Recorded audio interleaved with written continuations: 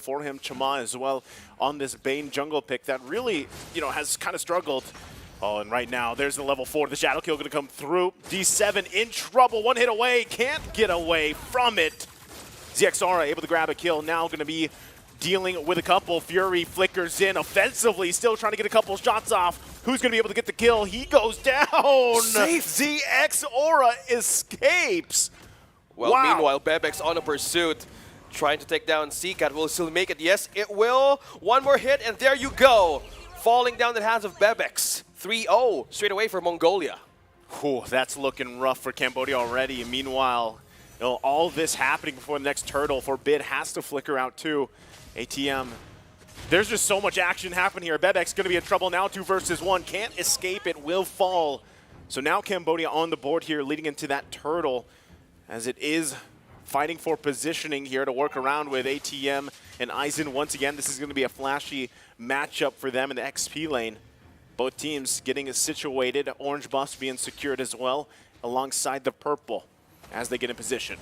Positioning wise, they have more vision if you're Mongolia. You have the Navari on your side. A lot of plays right now and where Cambodia players are could actually be revealed with the usage of that Astral Recall and also the Astral Echo. So with this, the advantage of the early game, they kind of respect it in a way. But ADM is right on in the middle of 4. Yeah, ATM going to go in. Whew. Okay. Well, we were about to witness how exactly that would go. ATM was trying to buy some time there, of course. This is the first neutral objective that they have to go through. So, hopefully we get things smoothed out, settled out here, because we, of course, we don't want to have to, go through this. But, as far as this early game, if hopefully we just have this one quick break and then they're able to resume there, because ATM was caught in like an area where he most likely would not be able to live that. He did get the Cult Altar out, though, if I remember. Popped it out, yeah. Yeah, he did get that out. So this could allow them to be in a position, once again, where they might be able to win that fight. They might be able to grab that first objective, because a start already at 3, 3 kills down for Mongolia, that's already a great start for them. Yeah, speaking of start also, you have the Elegant Gem present for Forbid, and most of the time he lands that Astral Echo in such a perfect angle that reveals so much of the places on where the members of Cambodia is. But by just looking at that moment of engagement, well, a lot of things has been used. Resources, ultimates. Yeah. Well, that's how we get to the part that if the action returns, going back. Yeah, I was going to say, I'm sure, the players themselves, they want to be able to just go through this, without the basically these moments, right? Because it's hard when you're going into a team fight and you have, especially around early objectives, like this could eventually be a Lord, and that's kind of what we saw earlier, right? So you're in this position where once you come back, you got to be right on your toes, and in this case, ATM is looking to pretty much replicate, like what I mentioned in the previous games, where he got his hands on the Arlot. He's pretty flashy on it. He's going to be landing those final slashes on point. And this is, like I said, this is what he was doing with this first turtle, trying to get those resources or those ultimates out, because really that's kind of what you have to do, especially going against this Faramis. And, in terms of like itemization and everything right now, it's still relatively early. So as far as things kind of falling into place, it's mostly, you have 2 early kills on Bebex. Like that's probably one of the biggest components here is the 2 early kills. He's going to be able to scale up really well on that.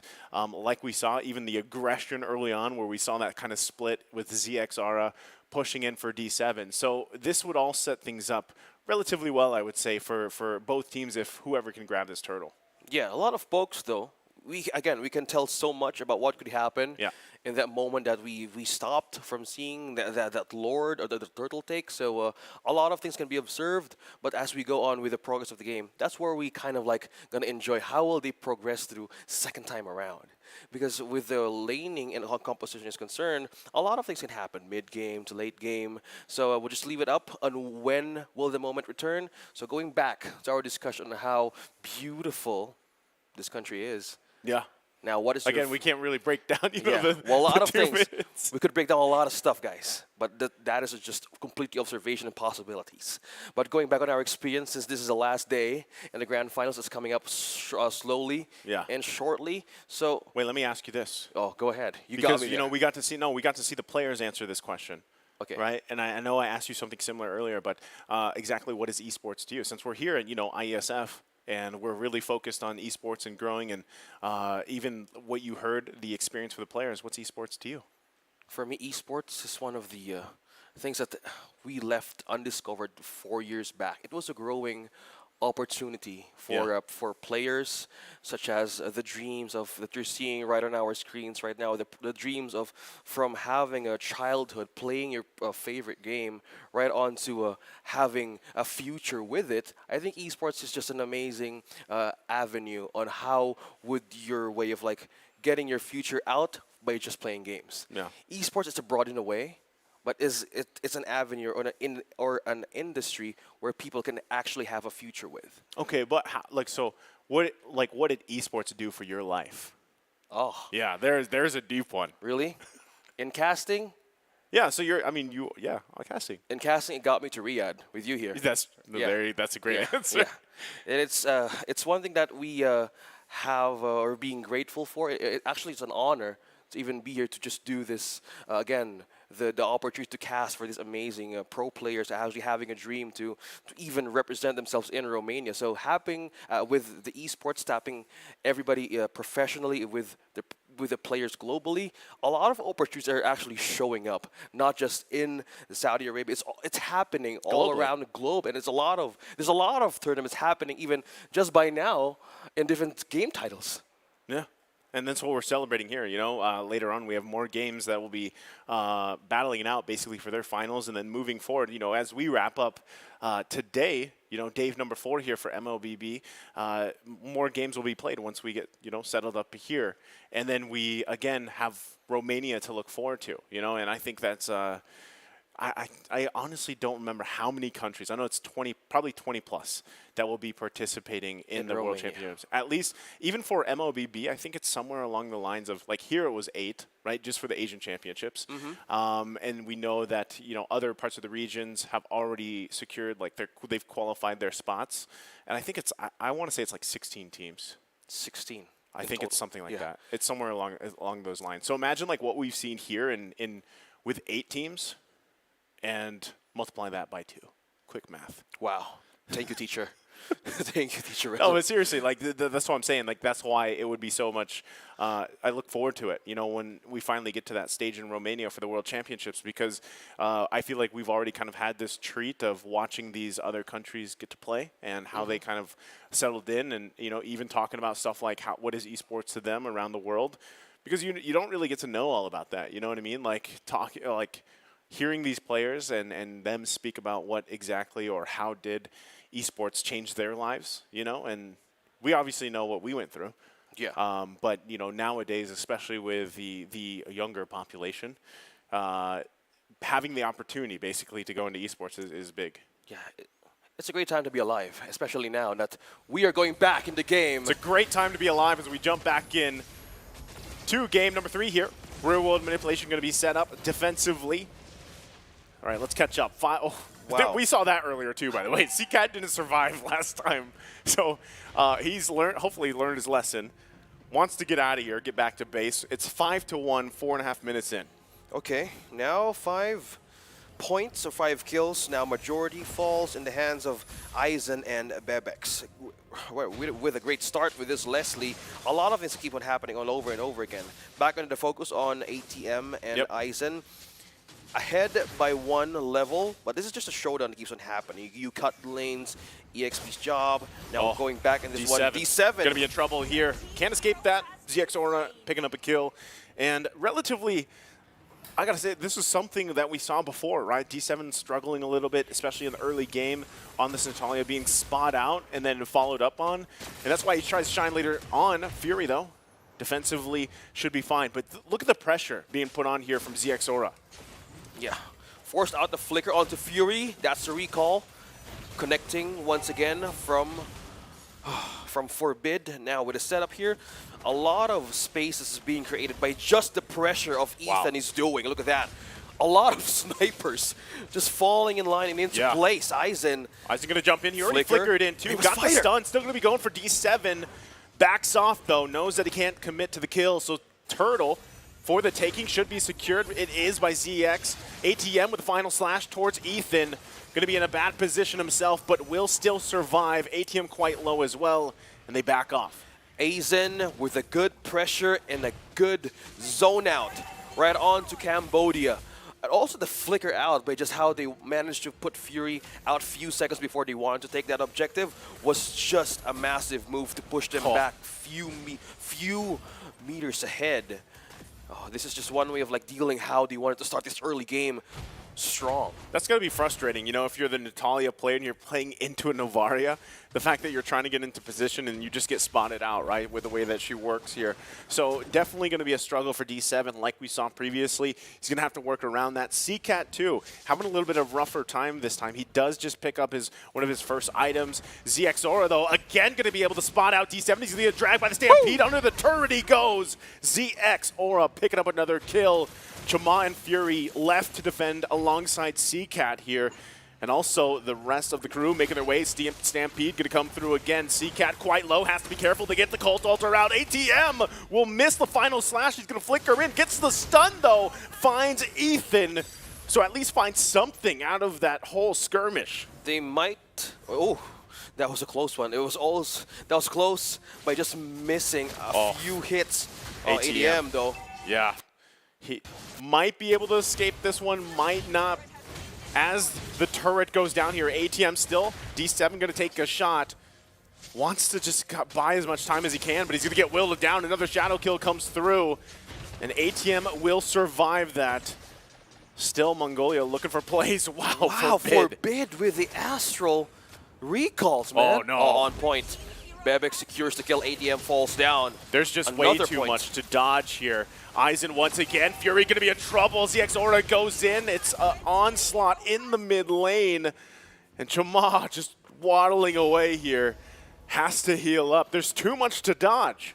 Too much to dodge. Yes, that is the right sentence to even show how Cambodia needs to address that defense. Yes, Mongolia is getting a lot of kills, but one thing that we're seeing here, there's some few turrets has been destroyed against Cambodia. So they might be eyeing for a push here, entering mid-game. So what they might want to do is having or gaining control of that waves as they approach with the base of Cambodia. Okay, so as we find ourselves, it's now 4K ahead for Mongolia. They clearly have quite the momentum in this match, game number 3. And they're going to have to continue to maintain it, push the pedal to the metal here, because Cambodia really trying to just bunch up, you know, and try to find something for their favor. But even now, you can see some of the damage is coming through from Fury, but still, can they actually fight? ATM going to final slash. Aizen just takes it completely fine. ZXora under the turret goes with the shadow kill. They're pressing the situation. They're in trouble. Fury will fall. CCAT to follow. It's 3 down for Cambodia. Mongolia they mean business here. See Sara starting the right moment to press that Uji shadow kill right in the tightest placement that Cambodia has in that turret. And they still not stopping on a concealed play. D7 might be poked here or might be pulled in, but that's just one way of like seizing the moment for Hayabusa right in to the defense of Cambodia. Yeah, this feels like D7 just got completely disabled here. I mean, he does not have any room to maneuver around. He's not able to scout around the way you would want to on a Natalia, and it's apparent, right, that he's struggling because of into the Novaria as well. That just it covers so much landscape. I mean, look at that, right? Just a couple shots here and there, and you're whittled down to the half health mark. So Chama will be able to get his purple buff, but again, the disparity here. D7 now going to be in trouble once again with the shadow kill. ZXora is massive, 6-0-5. Well, look at that, level 13. Now with this no deaths running wild across the landscape of Cambodia, pushing everybody into a tight corner for even wave clears. Now Mongolia has more opportunities to take this Eve Lord to just completely push all the way through Cambodia's base. Lord secured. And just like that, we see Mongolia prepping in. I mean, we have seen games before end on the first Lord, right? Especially around this time. When you have this kind of lead, we're talking about almost 8K gold ahead. You've got quite the massive power advantage over Cambodia here, and you're looking to push into the base at this point. Even though it's only the first Lord here, D7, if he gets spotted out, he's going to have a bad time, right? I mean, there's really nothing that he can do at this point. So that's why he's such in enemy territory. He's just trying to provide some vision, try to get an eye on things. But really, it's up to Cambodia to kind of defend into their base here. They do have great clear alongside the Deadliest Catch, alongside the real-world manipulation and the final slash, but it could just fall apart because of how far behind they are. D7 still kind of scouting around, it looks like.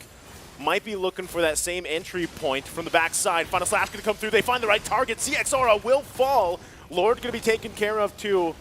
D7 might still get the call to go. The real world manipulation going to come down. They get the cult Doltor to follow. Ethan going to be in trouble. Do they have the follow-up come through? Eisen going to jump in a massive play. Double kill with that Bravest Fighter Flicker combo. And that is tough to deal with if you're Cambodia. D7 going to find his target. Can he get the kill? Gets the Flicker. Will find Forbid. Now on the run here, Chama trying to help him out with the Deadliest Catch. Not going to be enough, though, as he falls under the turret. Man, what an exchange. This is the defense that needs to be checked from the side of Cambodia. So we're looking back on the items being present. We have the Molten Essence, we have the Brute Force Plate, you have the Dominus Ice. This is the problem now from a snowball lineup that Mongolia created from minute 1 that is now being a headache right into almost 13 minutes into this game. No resources available and being swept out most of the time that Cambodia is doing. With 3 turrets left to defend, they might need to have to sacrifice one in those kinds of team fights that Mongolia keeps on doing. And man, if they can't afford to lose one in having that isolation play, I said this is the mindset they're going through. How will they make a play from this with all of the damage Mongolia has? That's a huge question, right? It's a huge kind of obstacle ahead of them that they have to deal with because, you know, time and time again, it's multiple members from Mongolia that are making these plays. And realistically, you're just trying to buy time. That's always where we are at this point of the game. 13, to 15-minute mark, you're down thousands of gold at this point. 8K here once again. Leading into this next Lord, you're just looking for anything that you can grab, and that's why you see the focus here on these turrets, getting space around the map to work with. They got the information that they needed, which is the green light signal for Mongolia to go ahead and start the Lord here. Meanwhile, Eisen trying to help them out, keep them at bay from getting more turrets. Still, no Lord going to be committed. They might just look for a sandwich play here. They know, actually, they had the idea. They called it off. Let's go do the Lord instead. They need to be careful with moments like this. Yes, they have the presence of having a good wave clear with the presence of with Fury, the Beatrix, and as well as D7. So if they keep on going down deep like that, they also need to be careful. But now they need to strike through. They're so late. They were trying to get Forbid, but he's fine now. Shadow Kill going to be committed. ZX Aura is out of there. They did secure the Lord. He goes back. He's going to get caught. He will go down by D7. And now Ethan and Bebex here together. But it's a retreat from Cambodia. They do have to still deal with this Lord push. Okay, now they have a way to defend this. They still have all the tools right now. Going back on the items that we're trying to check out. Yes, defense is here. We have the Spread, we have the Hunter Strike, also the BOD, all the penetration that the Beatrix needs, and as well as the Natalia. Blade of Heptus is well present, but Shima here still holding on to this purple, though. Will still be worth it. Yeah, Shama's quite tanky, right? He's got that brute force. He's got the Athena shield. Look at the positioning of D7, though. Yeah, D7 doing what he does best, He's trying to wrap around. They're going to have to deal with this Lord here as they do. Forbid going to get taken out just like that, though. CCAT, nice setup with the RWM. Now Chama going. D7 going to get spotted out. He's looking for Bebex, but can't find him. Has to retreat. ZX Aura now making his way to the fight. Going to insert in, looking for D7 as he finds him, goes back in with a shadow kill and out. And now Eisen and the rest backing off here. Still the trade between both. But still Ice set on the mid lane looking for these inhibitor turrets. Okay, that was the vision, trying to take by D7 for his team. But the problem from that moment, Zizor was coming right off the base. Yeah. And he has 4 core items just even waiting to be used most of the time. That's why the OG Shadow Kill works so perfectly well. In this kind of light, they're just so soft, even to just even deflect. So with that kind of threat present, either they go in as a team or just have a way of a defense quadrant that Seacat can do, because the RWM most of the points were like state or press in a defensive way. Yeah, just even bounce back. It's great defense. Like, it's a great defense. That's why Eve is so picked so many times, right? She's prioritized because it's great utility. It's great just kind of setting up in objectives and even defensively. You know, it's amazing what you can do even down behind as behind as they were earlier. Right now, they're slowly kind of inching back into this game the best they can here, but still, technically Mongolia can kind of controls a lot of the territory. So it's up to Cambodia to try to find these wins where they are or where they can, and that's kind of what they've been doing, right? We're also getting to a point now where D7, despite having a rather rough early game, he's doing relatively better now, right? And a lot of this is just kind of the patience game for him. Where is he going to set up from? And also, it's up to Mongolia to try to find him, right? Because if they take D7 out, that's a huge worry that they have to not worry about anymore. Yeah, if D7 is the concern, look at that. Being pierced by the damage. He's gone. No, he's too deep. Gone. As we said, all into this next Lord. We were just talking about it because right now, Aizen or Cesara has the immortality present that they can just dive over and over again. Look at that. He could even zone out.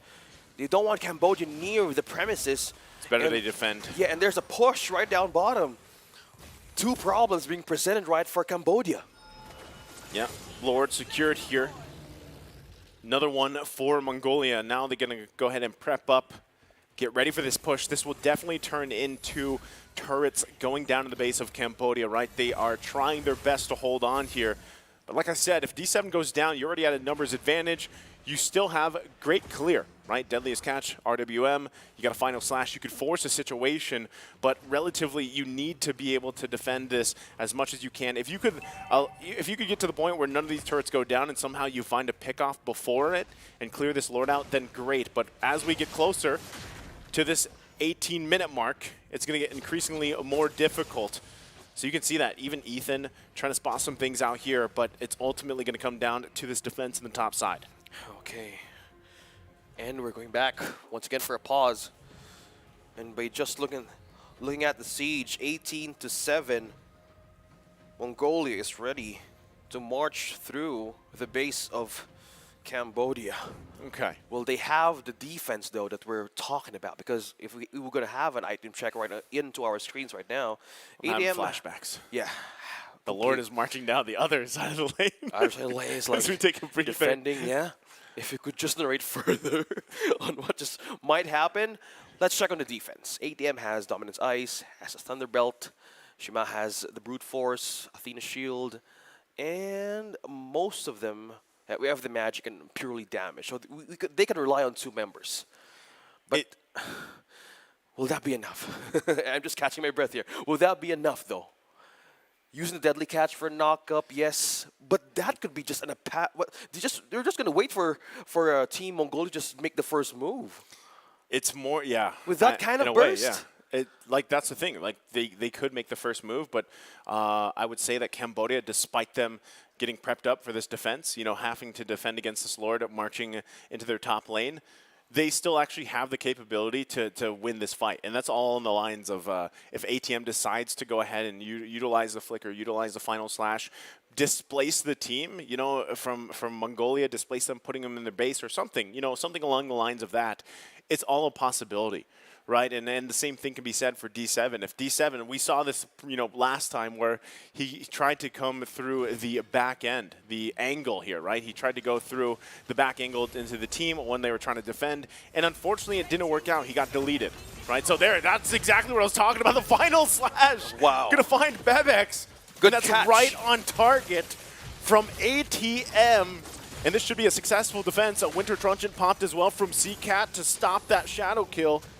And there you go. That's a rather successful defense from Cambodia. Yes, they lost the top turret, but they did not end the game there. Yeah, they still have wave clear power. You know, all items locked in for Fury. He can handle it so well. So this is like the win that they're trying to build. Buying more time, getting more resources out, might end up getting this Lord for themselves to gain a push, because only 2 first-tier turrets has been taken inside of Mongolia. That's the top and that's the bottom. So if they want to have this problem solved, might as well take on with the push problem. Look at that, just poking through. So we're now in the late game. This is where the Navaria shines. This is where Forbid can actually keep on poking everybody out on the side of Cambodia with the perfect landing of all those Astral recalls and Astral, synergy to work you through Mongolia. They might just keep on forcing Cambodia out of the base, but the good thing is they have good wave clear, they have the discipline still, and we're coming back for a pause. All right. All right. We can, again, this 19.5-minute mark, right? You saw, and when we got a chance to pretty much talk about this previously, right, they initiated the way we thought. ATM went in with the final slash, he got Bebix, and they automatically got that numbers advantage to work through. So at this point in the game, when you're just kind of like waiting for the next Lord to come up, do you think, let me just ask you this. Let me just ask you a 2 question. minutes. Let me just for that trivia Lord. you. Okay. Do you go ahead and decide that it's better to stay in base because we have great defense, you know, with the Deadliest Catch, with the RWM? Or are we in a position, if you're Cambodia, to go and actually contest the Lord and not give it up? I say contest. He had a catch onto that Leslie, man. Completely getting him off guard.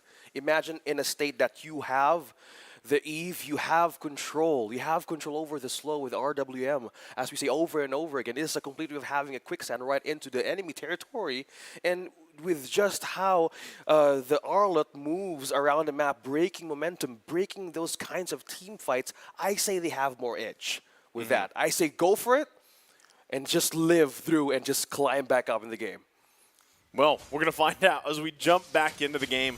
Again, 19.5 minutes. We still got 40 seconds or so for the Lord to come up, right? That's something that we're going to have to keep an eye on. And as they work through this, Immortality is also coming online here for both teams to work through. Okay, they're going to spot out D7, ATM, final slash, defensively, trying to stay into the game here. He is quite tanky, but is he tanky enough? Oh, no. D7 going to get taken out from Forbid. Now ATM will fall too. Aizen going to flicker in, get the stun.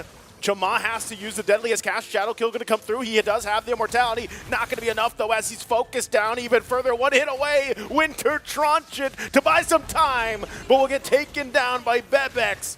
And now it's only 2, Fury and CCAT, left to defend. Mongolia left to the choice. Do we take the Lord or just march in the base? They got to clear out the mid, though.